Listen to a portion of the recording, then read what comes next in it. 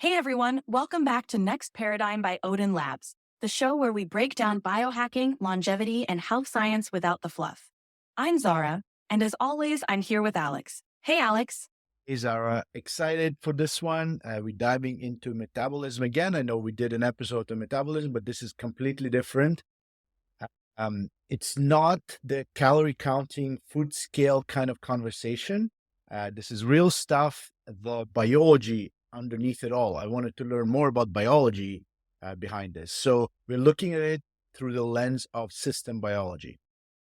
Yeah, and you mentioned that metabolism is kind of misunderstood, right? Like it's not just about weight loss or energy. Exactly. People think metabolism is like a calculator. Simple math, you eat, you burn, you store.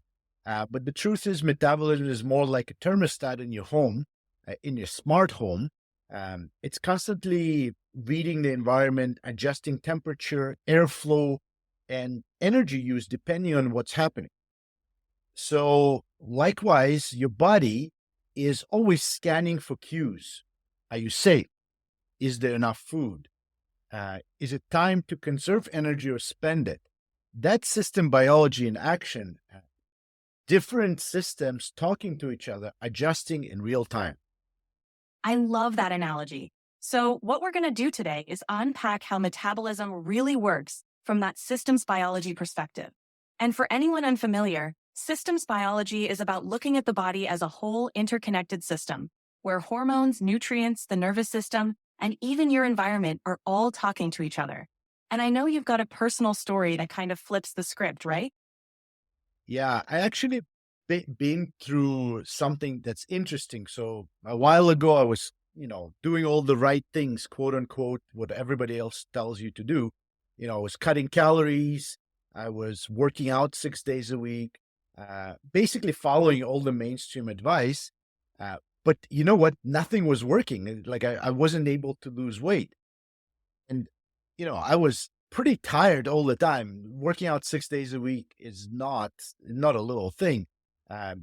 Constantly craving sugar, not really sleeping well, um, and really just this wasn't working. And honestly, I didn't understand why.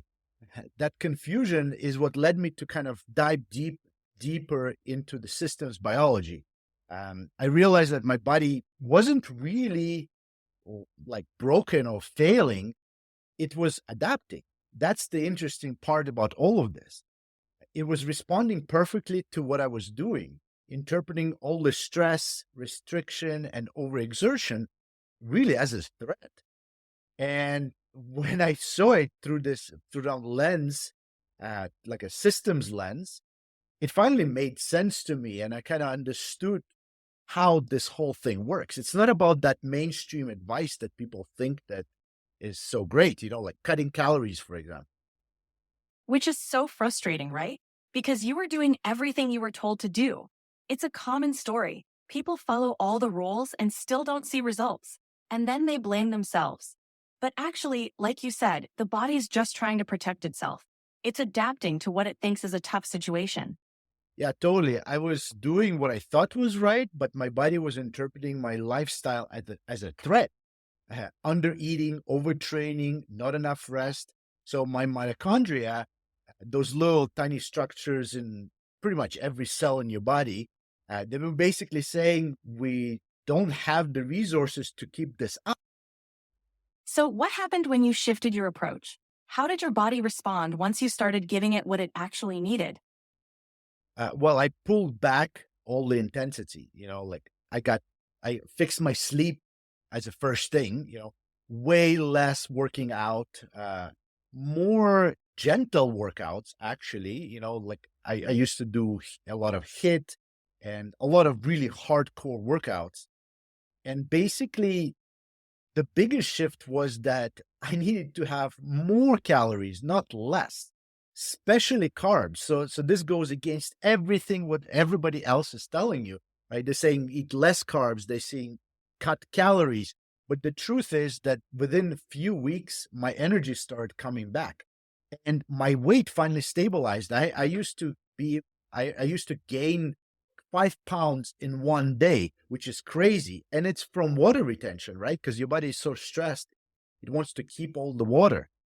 And because my sleep got better, I started thinking more clearly, brain fog kind of went away.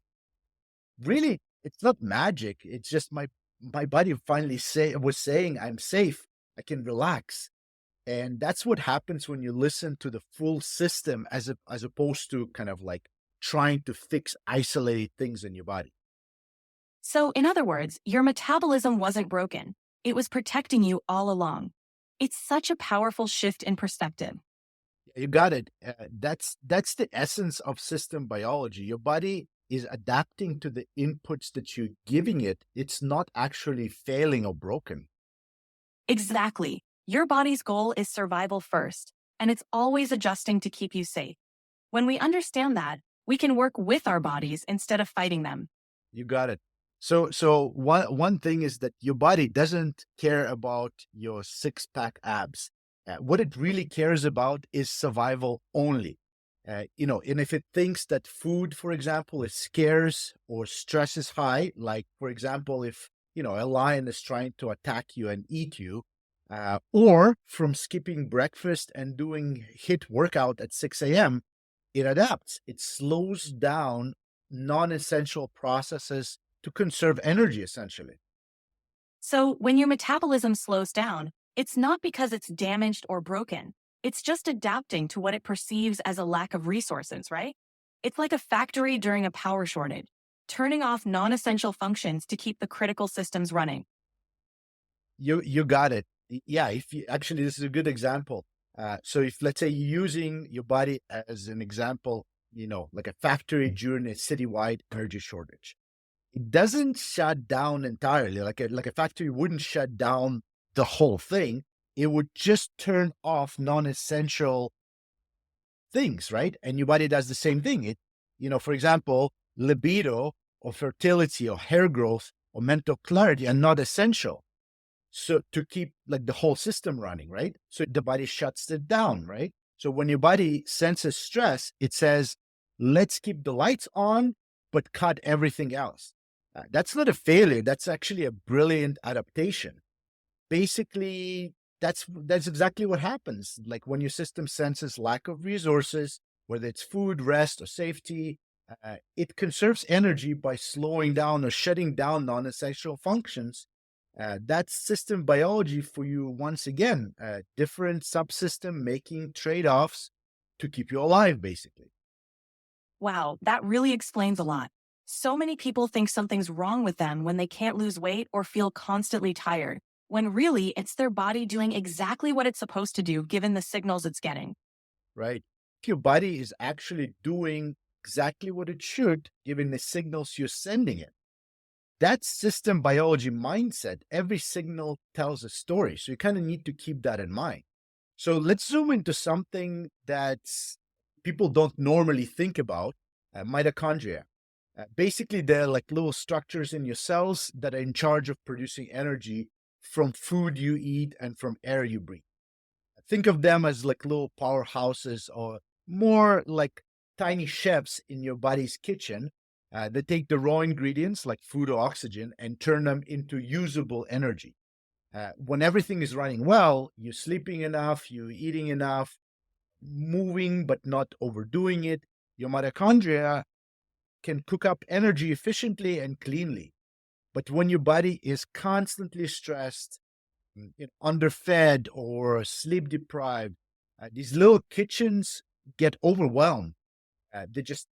They start to burn food inefficiently or not at all. They even send out distress signals, basically saying like something is wrong, and your body experiences is as fatigue or brain fog, low mood, or trouble recovering. So they kind of go into emergency mode, right? Exactly. And here's the system biology layer in all of them. Mitochondria don't work in isolation.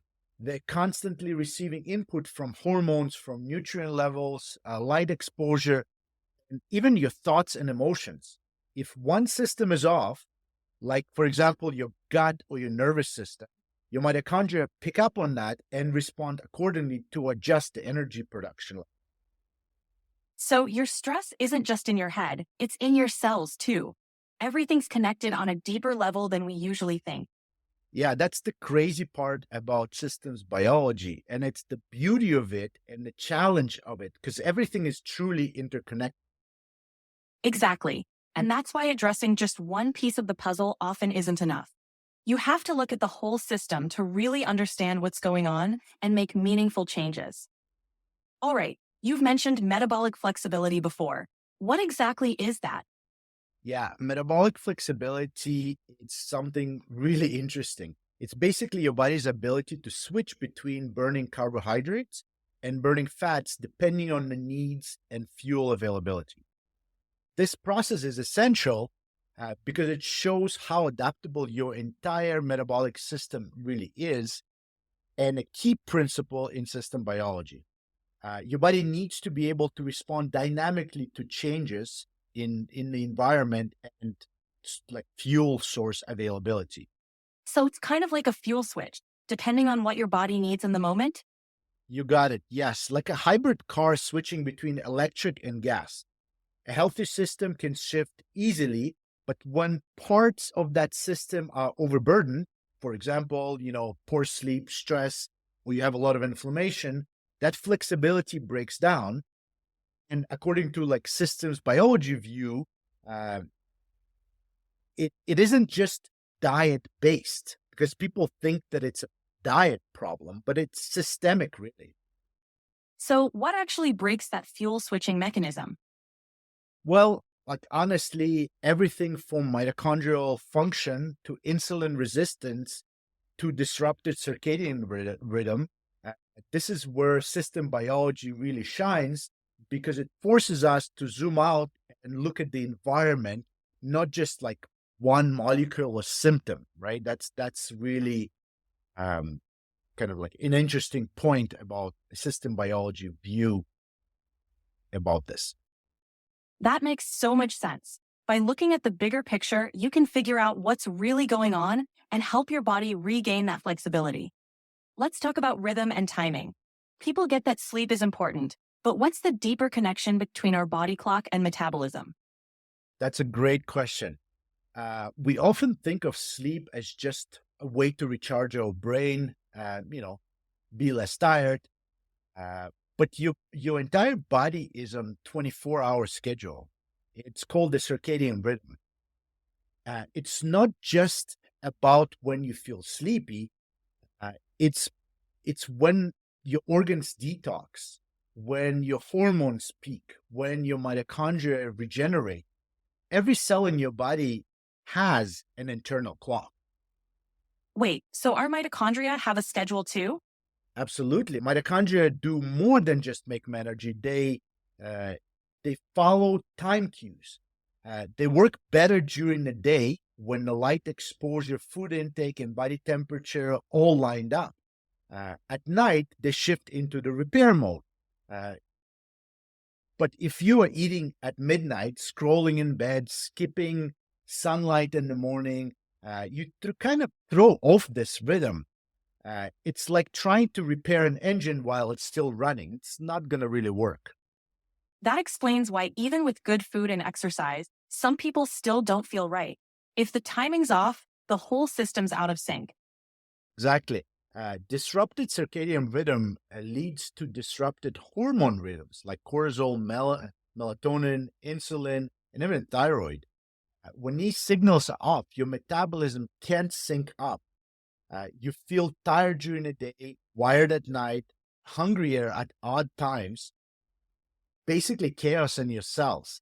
If your timing is off, your body is confused. You're telling your mitochondria it's daytime at 11 p.m. That messes everything up. Healing metabolism isn't just about what you do, it's when you do it as well. So, syncing our schedule to nature's rhythm is part of healing metabolism? Totally. Getting sunlight in the morning, eating meals at regular times, dimming lights at night. So those simple habits send powerful messages to your cells. They're telling them we are in sync, we're in rhythm, it's safe to function and repair. So, how do we fix it? How do we get our circadian rhythm back on track? Well, start with simple things like let's start with light. Get outside within 30 to 60 minutes of waking up. Just even like 10 minutes of natural light in your eyes in the morning helps set your body clock. It's like a signal for your body to wake up. Then at night, avoid bright lights and basically screens. Really, that's what we all guilty of. Uh, Pretty much at least an hour before bed. Think warm, dim light, uh, and kind of low stimulation, maybe red lights. Eating your meals at roughly the same times at each day helps a lot, especially not eating too close to bedtime. Your body doesn't want to digest when it's trying to sleep. And finally, prioritize consistent sleep and wake up times. Your body thrives on rhythm, not chaos. Kind of need to keep a pattern going. So, light, food, and sleep are like time cues for the whole system. Exactly. Uh, you're not just managing habits, you're managing signals. Think of them as signaling for your body. When those signals are in sync, your metabolism gets green light to function optimally. And now let's take a quick break to thank our sponsor. Um, the the sponsor of the show is Odin Labs. If you're struggling with chronic health issues and having difficulty solving it on your own, consider learning more about the bioenergetic protocol. You can book a free consultation at odinhealthlab.com. That's ODIN healthlab.com. All right, let's start back in. Next up, let's talk about inflammation. What role does it play? Well, inflammation is a red thread in systems biology. It links poor gut health, poor sleep, nutrient deficiency, emotional stress. It kind of brings everything together. It interferes with every part of your metabolism. Um, you can't fix metabolism without really addressing system wide sources of inflammation. Um, Here's what people don't realize: inflammation is like an emergency brake for your on your metabolism. It blocks your thyroid, blunts your insulin sensitivity, and slows down your mitochondria. And how do we reduce it? Well, real food, rest, stress reduction, targeted supplements. But more than that, it's about stacking supportive inputs across the system. No single change is enough, really. You need systemic harmony. That's kind of the idea behind systems biology. I used to think that I could get by on like 5, 6 hours of sleep and I'll be fine. But honestly, it wasn't until I started tracking my sleep with Aura, it's like a sleep tracker ring. I kind of saw patterns. And one interesting thing that I found out that I even getting 30 extra minutes of sleep per night give me a huge boost in energy, mood, clarity. Um, and what does sleep do primarily? It reduces inflammation. Think of it as a system going into an overnight repair mode. So even as little as 30 minutes extra can make a huge difference.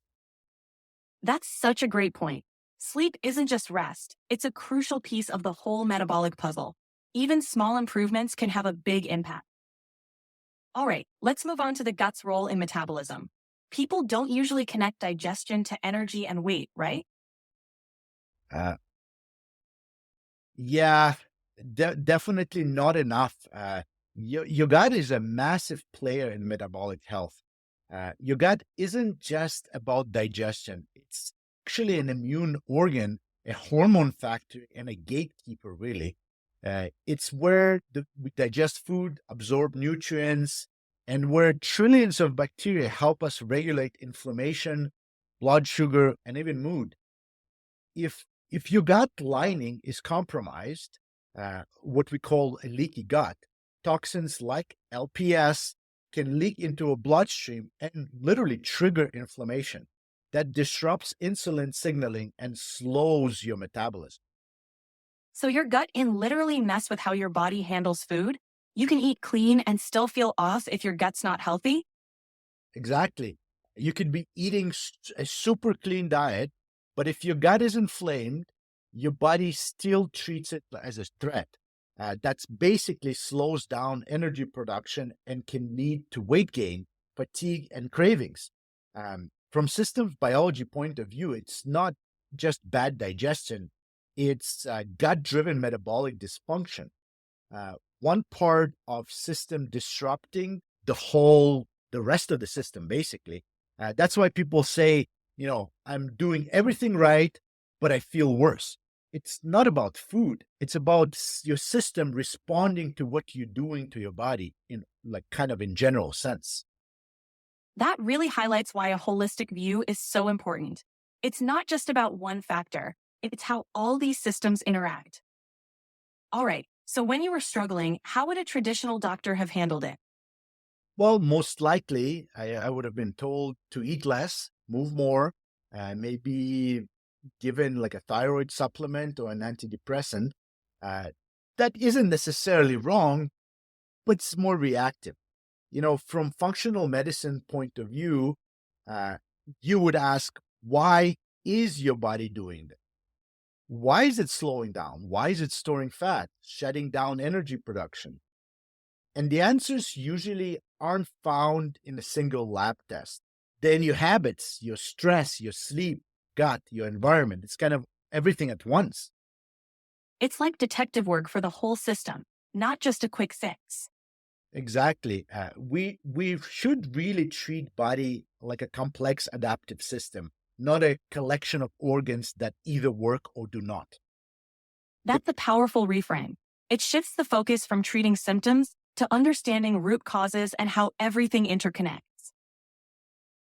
You know what? Another big trend that people don't talk a lot about is something that's called metabolic inflexibility.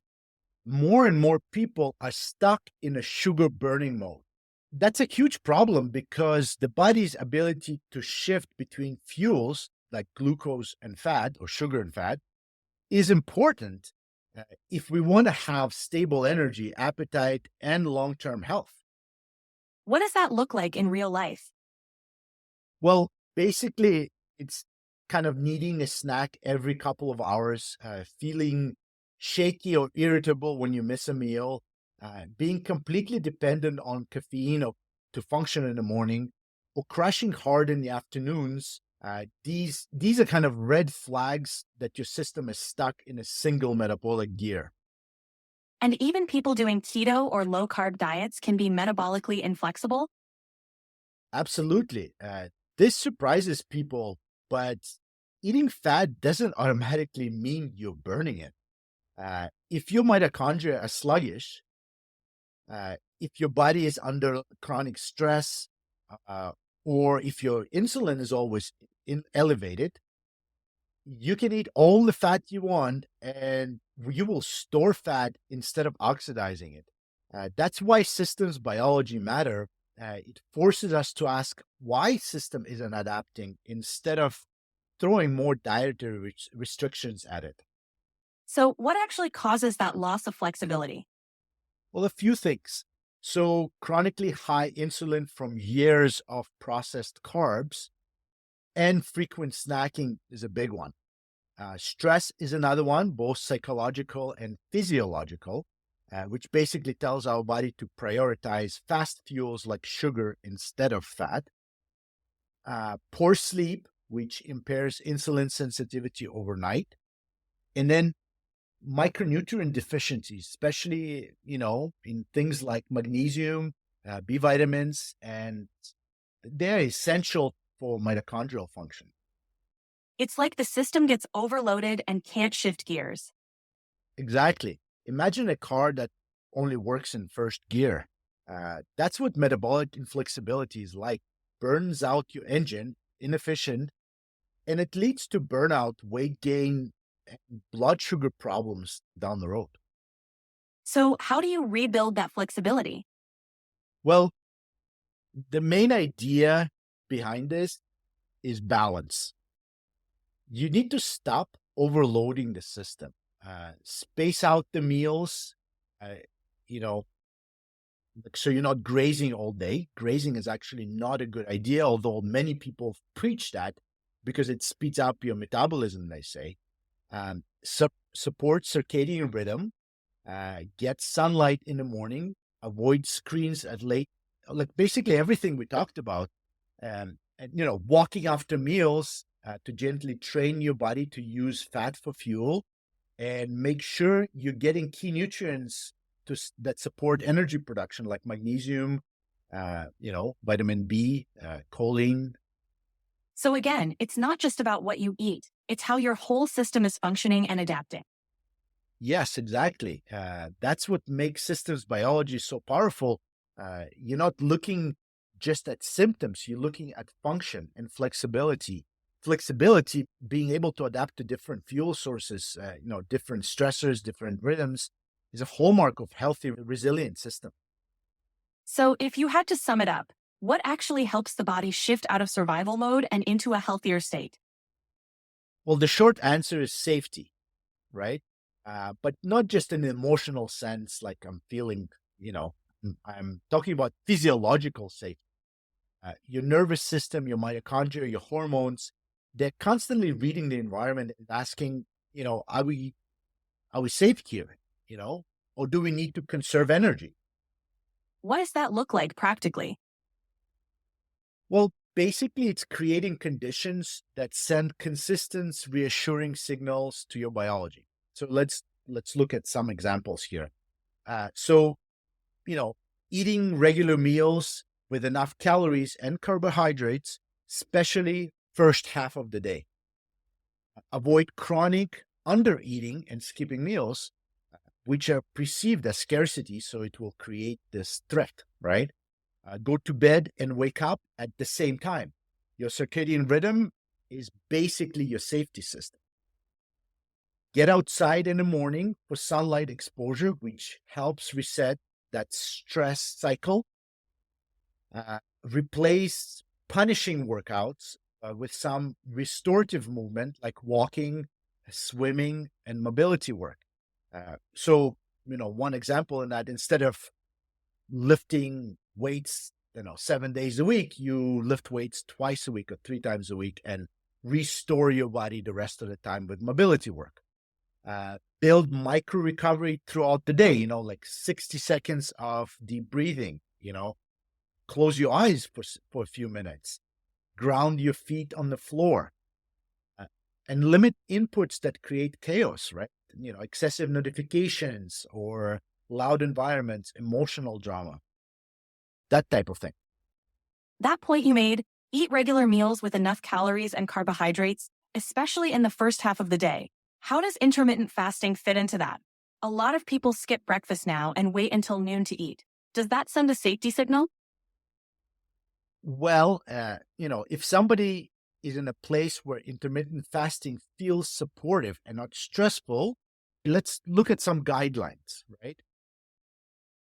The first thing you need to keep in mind is that you need to have balance, right? So if you are feeling that after the fast, you created stress, that you need to do something less. So like start with gentle fast, like a 12-hour fast. It's not even considered a fast, but and then you can try longer windows after that to kind of engage the stress levels in your body.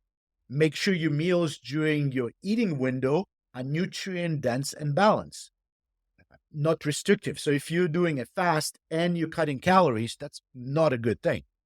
Avoid intense exercise in a fasted state unless your system is very well rested and very resilient. Track how you feel. That's a huge one. Fasting shouldn't make you feel wired, anxious, or exhausted. It should make you feel relaxed. So for women, especially, they should be cautious around fasting during luteal phase of their menstrual cycle.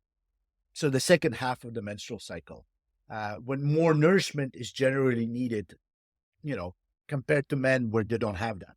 In short, if fasting is adding stress instead of creating space for recovery, it's probably not the right tool. But, used gently and wisely, it can be part of a balanced metabolic strategy. So it's not just about big lifestyle overhaul, it's about consistently telling the body you're okay. Exactly. Think of it like reparenting your metabolism. If your system has been living, in fight or flight for years, overtraining, restrictive dieting, sleeping poorly, wired on caffeine, it doesn't really trust you. You've put it through a lot. You have to rebuild that trust through predictable and supportive routines.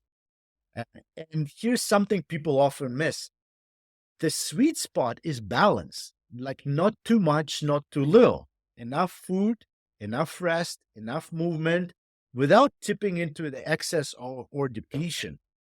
It's not about perfection, it's about rhythm, consistency, showing your body that you're not swinging between extremes anymore. That totally reframes healing. It's not about pushing harder, it's about making the system feel safe enough to function optimally. It- Yeah, because when your body feels safe, everything starts working better. Digestion improves, hormones regulate, cravings come down, energy stabilizes. And it's not magic, it's just systems biology. Everything responds to that signal of safety. Your cells are consistently tracking safety. If they don't feel safe, they just shut down. So, healing metabolism starts with the basics: meals, movement, light, rest, and peace. Yep, that's the foundation. Before supplements, before testing, before protocols, send the signal you're safe. That's as simple as that. Then your body can finally do what it's been trying to do this all along. It's gonna heal. This has been such a deep dive. Before we wrap, I want to ask you something a little more personal. If your metabolism could speak, what would it say? Honestly, I think it would say something like, please stop fighting. It really reframes everything.